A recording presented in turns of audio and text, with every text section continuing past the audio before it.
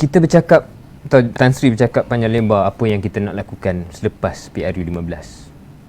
Sebelum PRU15 ni, dalam nak memastikan penyatuan yang fragile ini kita pelihara, kalau ikut hujah Tan Sri, tak boleh dinafikan orang UMNO masih tak puas hati. Mungkin pada Tan Sri itu adalah pendapat, pendirian, tafsiran.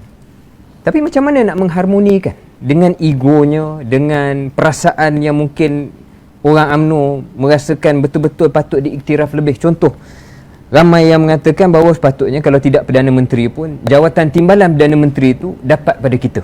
Adakah Tan Sri rasa okey, penyatuan dan sebagainya itulah amanah kita, tanggungjawab kita, tapi dalam pengurusan dunia politik ini, kenapa tidak contoh jawatan itu diberikan kepada kita?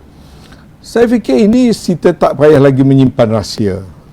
Orang lain juga ada rahsia, saya juga ada rahsia. Di saat nak menubuhkan kerajaan, saya pernah ditanya oleh pemimpin-pemimpin di sebelah sana tentang soal kedudukan jawatan timbalan Perdana Menteri. Apabila Tan Sri Muhyiddin mengumumkan bahawa presiden kita dan orang-orang yang ada sedang menghadapi kes di mahkamah tidak akan dilantik dalam kabinet, bermaknanya presiden kita tidak akan menjadi not even timbalan Perdana Menteri dan tidak akan berada dalam kabinet. Dan kita sudah bincang, kita reda. Dan kita ditanya waktu itu, saya antara orang yang ditanya, dan saya beri pandangan, kalau presiden kita tidak jadi timbalan, eloknya biarlah tak ada jawatan timbalan. Dan lepas itu, saya tak tahulah bagaimana timbullah konsep 4 Menteri Kanan. Bermakna pada waktu itu, kita sendiri yang memilih jalan supaya jawatan timbalan Perdana Menteri itu dikosongkan. Kalau sekarang kan? Untuk penggal sekarang, untuk penggal dulu. Sekarang lepas pilihan raya kita hitunglah balik. Tinggal lagi ada gerakan juga sekarang ni mencadangkan sekarang. Sekarang ni sepatutnya masih dalam term yang asal. Kita tidak boleh melantik menteri, rombak kabinet ni nak buat dalam masa beberapa bulan, baru 8 bulan nak buat rombak kabinet dan sebagainya. Itu jangan berlaku.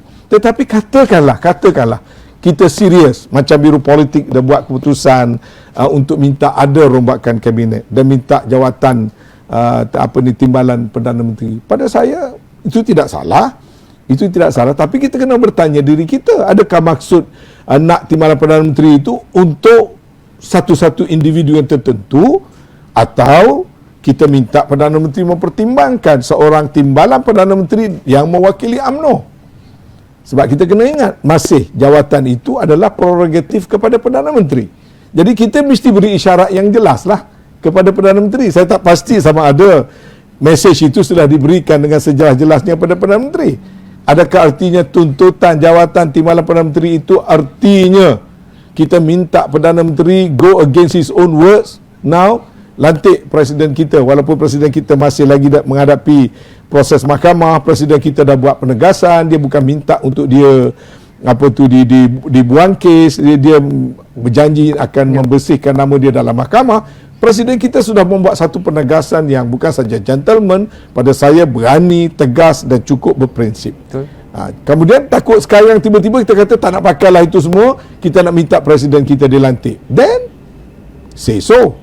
Atau maksud UMNO ialah asalkan ada seorang daripada UMNO yang menduduki jawatan timbalan Perdana Menteri. Kita kena jelas. Kadang-kadang kita ni bincang berulang kali dalam mesyuarat peringkat kita, mesej itu tak sampai. Jadi yang itu saya tidak boleh nak komen. Terpulang pada pimpinan parti.